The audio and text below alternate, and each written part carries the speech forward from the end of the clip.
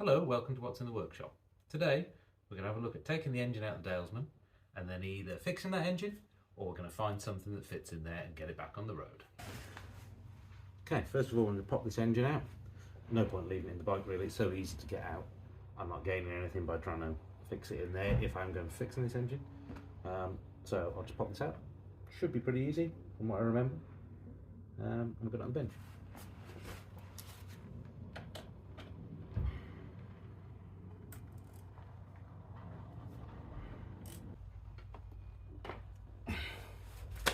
Okay, there we have it. One Puch 125, tiny little engine, ever so lightweight. Let's get it on the bench and then have a think what we're going to do next. Well, I had a thought, but it's not going to work. I had this Villiers engine lying around, but unfortunately the right hand frame rail is just in the way of this low bit of the gearbox. If we didn't have that, the engine went there. Could have fitted that in there and it would have looked good. But no, let's say that one's a no. So with the Villiers engine a bit of a non-starter, I was then running out of time to get the bike ready to go green laning.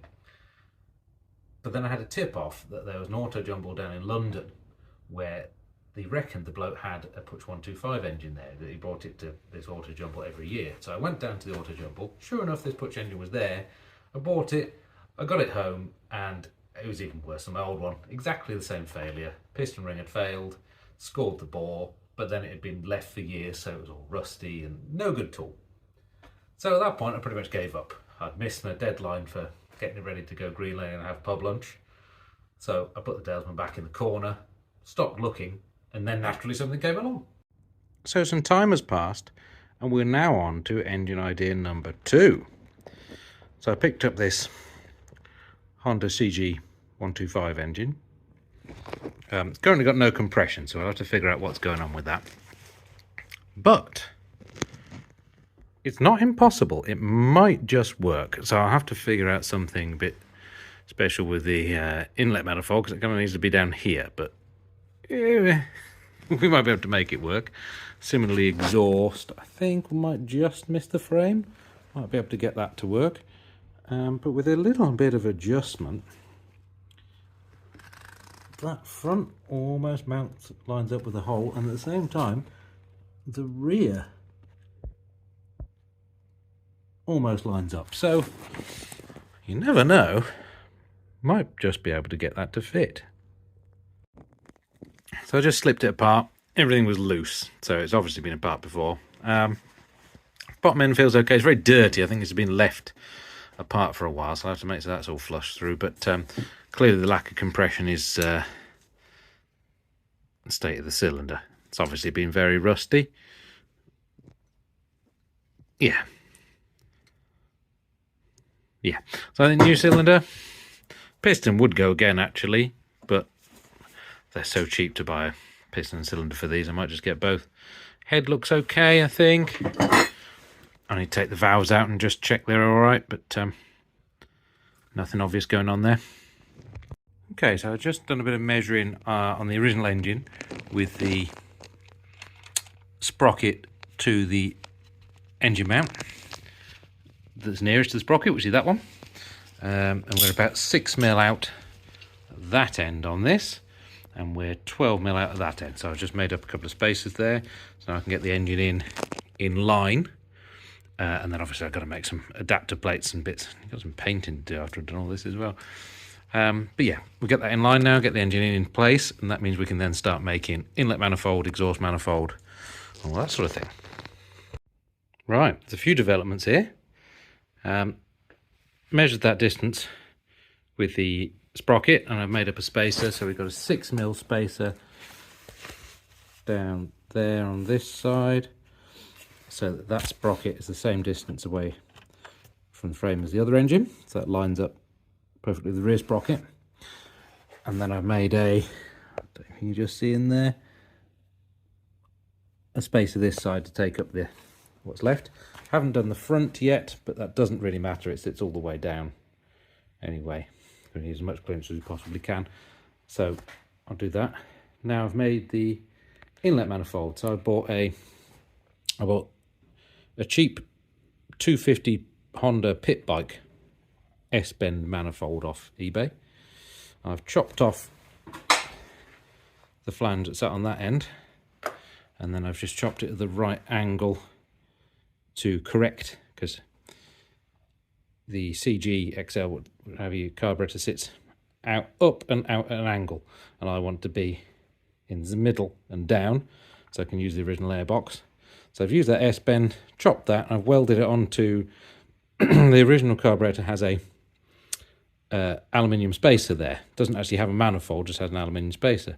Obviously we've got plenty of room. We're not going to have a heatsink problem, I don't think, because we've got plenty of length inlet tract. So I've just used that as a flange, welded that to it. I've just got to do a bit more. I'm going to machine this so that can sit flush against there, but that's all on for now. Yeah, carburetor is as low down as we can get and as far back as we can get, so we've got as much clearance as possible here. So the throttle cable is okay. It's tight, but it's all right. I've just sat on the petrol tank. The original tank, the smaller one that I had on this for the first trial, doesn't fit.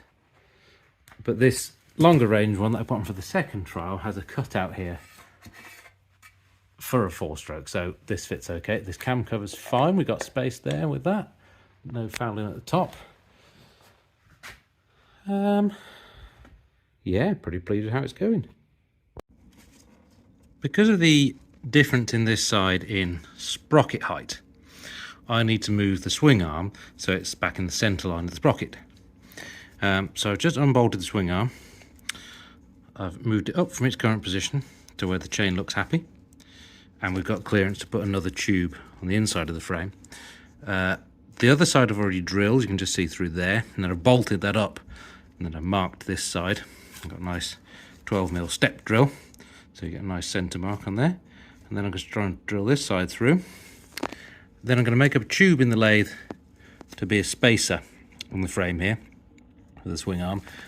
Leave the welded tube in place, obviously. And then I've just got to make up a couple of spacers each side where the swing arm is at the minute for the foot peg brackets, because on one side the brake lever pivots off that, so they need to be there. And obviously everything I'm doing to the frame is pretty reversible, not taking anything off, just a couple of extra holes, so that shouldn't be too much of a problem. Right, so the swing arm is on in its new position.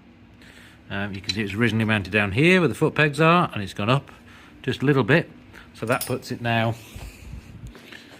nicely in the centre line of the sprocket, so the chain won't rub on the bottom or the top of the swing arm. And you can see in there we've still got the original welded tube in the frame. You probably can't see, maybe just, you can just see it's sat underneath this alley one. I made that alley spacer on top just to make sure when that's pulled up it's sat nicely in there to pivot, but yeah, it's no problem anyway because it's got the welded one underneath. And previously the brake lever that sat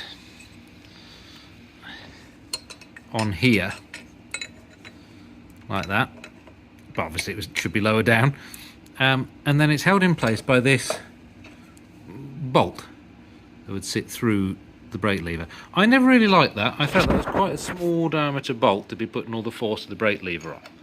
So I've got to put a new piece in here now to support the foot pegs mounts that goes through the tube for the where the swing arm was mounted. So what I've done is I've got some stainless bar, well, some stainless 14mm all thread. So that's going to go through here like so, and that's going to sit done up something a bit like that, so it'll be exactly the same sort of position as it was before. So we got the nut on there, and then I machined this down to a 10mm and taken this bush out a bit, so that will then sit on there back in its original place with a nylock nut on the end, and that's a nice snug fit on there, and that just feels a lot stronger than how it was before. Thicker and part of that rather than a bolt going in. So I'm happy with that. So next I've just got to make up some spacers to go in here between the peg mount and that, just to take that space up. Then I think we can get the brake back on, swing arm sorted, on to the next bit. Things are starting to take shape now. So, got this XR125 exhaust manifold off eBay, so it looked like it would probably be about the right shape. Clears the frame, which is excellent. I've chopped some off the end and I've welded on a piece hidden behind the heat shield there to make the diameter bigger, so then it will fit the original silencer with the two-stroke engine. So that's mounted in its original place back there. And I've just modified the heat shield. I've cut it and then I've beaten the edge round so it looks like it hasn't been modified, but I have actually shortened it and shaped it to go around the clamp there. So the clamp can still sit in place down the bottom. So I think the only thing left to do before it all comes back out again is I need to finish off the engine mounts. I need to do the top ones at the back and the front. Then I'll take it all out and rebuild the engine and make everything look nice. Right, here we are, it's all in place. We've got the mounts made up at the front here, and spacers in between to get that nice and central. I've got the spacers made up for the bottom for these mounts. Well, that one, sorry, but that's not in yet because I just need to make a bit of a adjustment to the bottom of the engine case to get that to go. And then at the rear we've got this one on this side. That I just put a washer between that and the frame because it was very, very close to being completely lined up, but not quite, so it's got a washer. And then the other side I have machined up another spacer there, 12mm, exactly the same as these front ones. So that bodes well for us having it nicely lined up. So that's all mounted in. So now I've got to take it back out. Obviously, when it remounts, it won't mount like this. Yeah, got to build everything now, take it all back out, sort out that last mount at the bottom there, sandblast things, clean things, rebuild an engine, put it all back together looking nice, and have a really good tidy up. And just like that, there it was. As promised, I made it shiny. Engine's a bit of a rebuild. I've given it a new piston and barrel because that was all corroded. Lapped the valves on the cylinder head, put that all back together, sandblasted everything. I've got some nice fine grit in my blaster at the minute, so it works well aluminium. So I've done that, and then I've wire wheeled everything afterwards because I think that gives it a fairly period sort of look. Painted the manifold, painted the silencer, and got that all in. I'm pretty happy with how it's looking. It is very tight. When I pulled it all up and got all the spacers in, and it's actually almost touching on the top there, but it is in. And it's, yeah, it fits. So yeah, happy with that. Feels like we've got some pretty good compression. Can just about do it by hand, but only just. So for a 125, I'm pretty happy with that. Yeah, so next we've got to do some electrics, obviously. I need to see if I can mount the Honda coil where the Dalesman one mounted. Get the carburetor in. I think I made a bit of an error there. I think it needs to go in the same time as the manifold. It's too tight to slide it in with the airbox. I need to make up a little adapter to the airbox because it's not enough space for it to have a pipe on it, so I have to go in it. But yeah, it's looking good. Right, so we've got clutch, we've got a carburetor, we've got spark, and then round the other side we've got a chain. Chain's on, chain guard's back on. Sat with the Honda one. Carburetor, we've got the airbox on. I think we're there, so all I've got to do now is figure out how I'm going to get it down from sitting on this table and put the petrol tank on. Well, here we are. All ready to go, I think. Tank's on, fuel's plumbed in. Haven't got room for a filter yet, gonna have to get a different filter and a different bit of pipe, but we'll work on that. Forgot I pinched the stand off this for the Montesa, so it's on an axle stand at the minute. But I think it's time we gave it a go.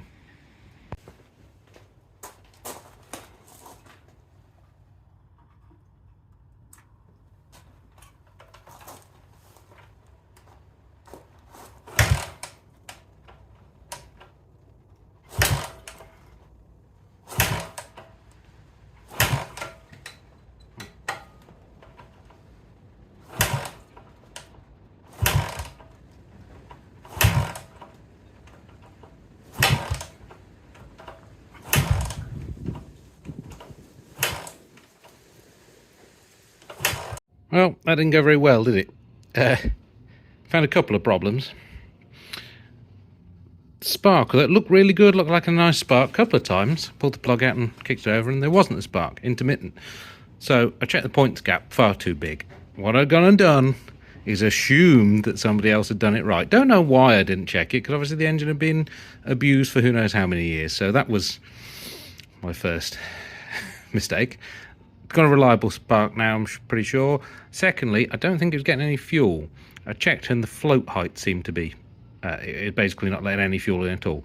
So I've given that a tweak. Give that another go. Right, carburetor adjusted, so hopefully the float's about right. Points are adjusted. Let's see what happens now.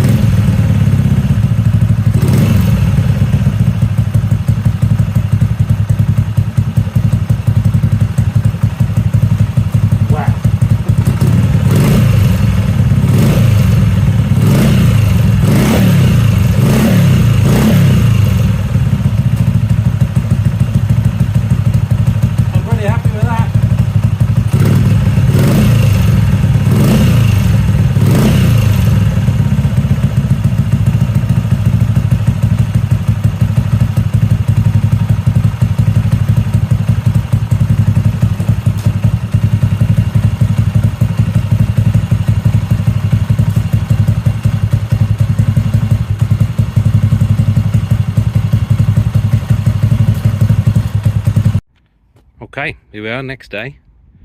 Just wheeled out of the garage, just done a couple of things this morning. I just mounted up the front end of the guard so that didn't fall off or wiggle out. And I have widened the lights around here. So we should have brake lights and front and rear lights.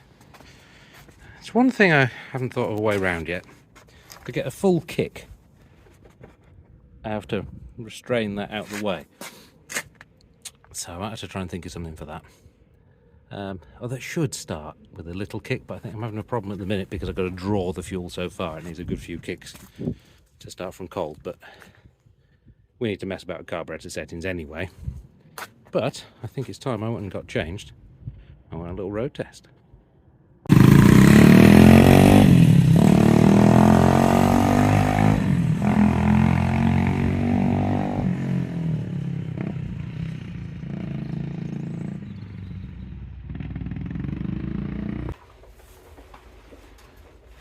Well, I was hoping to do a bit further video about how it rode, but unfortunately that bit of video there is about as far as I got.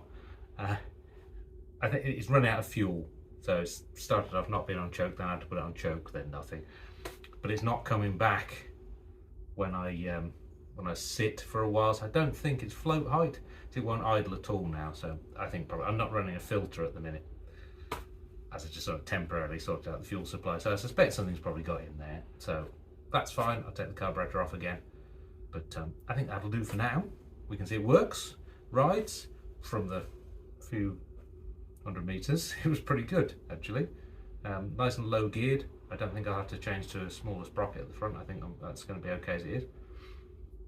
So I'll do another video, either when I'm doing an event, or just when I go and do a few more miles, perhaps do a bit of green laning or something and see what it's like. But for now, thanks for watching.